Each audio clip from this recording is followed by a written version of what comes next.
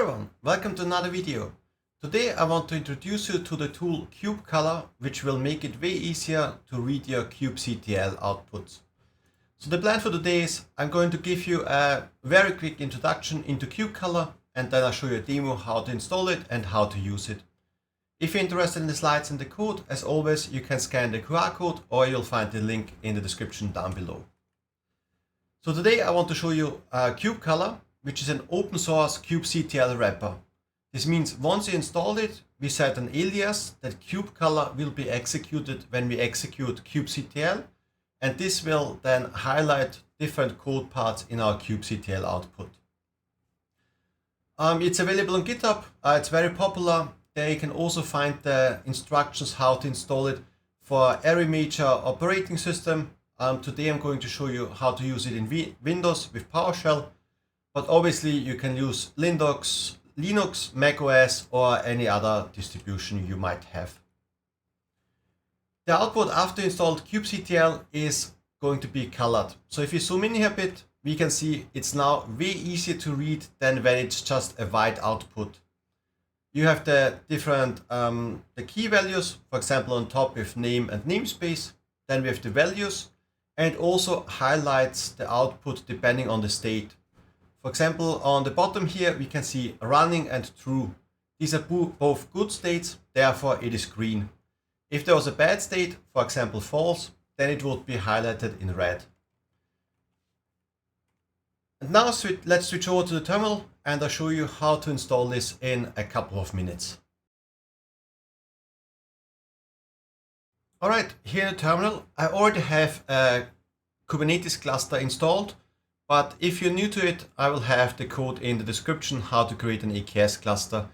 But for now, let's execute a kubectl get pods and get all the pods of our names of our cluster.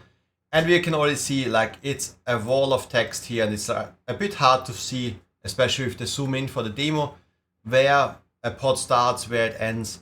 And it gets even harder if you take the last pod here and do a kubectl describe pod. Now you just have a wall of text. So it's really hard to figure out what's going on, where one line starts, where one line ends. And this is where Kubecolor is very handy. So now let's install it. In Windows, we can use winget, which is an amazing tool. And we just say winget install Kubecolor. This automatically downloads it, installs it. And as you can see, it's already finished. Now what we have to do is we have to add an alias for Kubecolor. And this is done in the profile of PowerShell. So you can just call the variable profile, and this will give you the path to your profile file.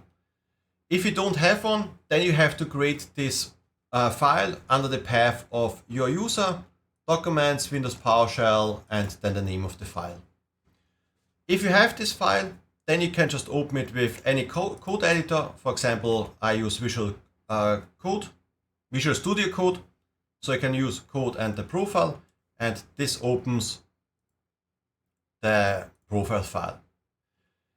Here you can see I already have something in my profile, and this is from another video where I set an alias for Kubectl, so I'm able to only use K instead of writing Kubectl all the time.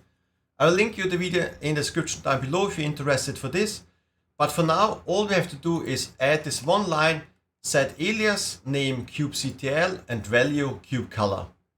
This means when you type Kubectl, it also executes the Kubecolor command. Then we save this and close Visual Studio Code. Now we have to reload the profile. We can do this by either restarting the terminal, or you can just say $profile, and this reloads our profile. If you now execute a Kubectl command, it will already use Kubecolor and it will color the output. So if you do again the Kubectl get pods from all namespaces, then we can see we already have here colors. And now it's way easier to see because I have here the namespace, then I have the name, I have the state running, and I think that's the restarts. Also, if you take a look at the pod as we did before with a Kubectl describe pod, it's still a wall of text, but it's way easier to see now what's going on, because I can see here my event is normal, there's something with Kubectl. I see I have a created, I started a pulling, all is green, all is good. So it's very easy to figure out what's going on. If you go up there, I can see here something red is false, but then I can also see something is optional and this is false, so this is nothing to be worried about. And if I scroll further up, it's very easy to see what's going on. For example, here I can see the different conditions my pod was in, and I just see them at one glance. If everything is white, then I have to figure out where in this wall of text I can find this information. So from now on, I'm going to use Kubecolor for all my demos. I hope that this makes my demos better, and it's also way easier in a production cluster. If you have to search for something using Kubectl, it just makes your life easier. That's already everything I want to show you today. Kubecolor is a very neat open source tool that will allow you to color the output of your Kubectl and makes it way easier to work with the Kubectl commands, and I hope it will also improve my demos for the future videos. If this was interesting, please leave a like, a comment if you have any questions, and I see you next time for another video.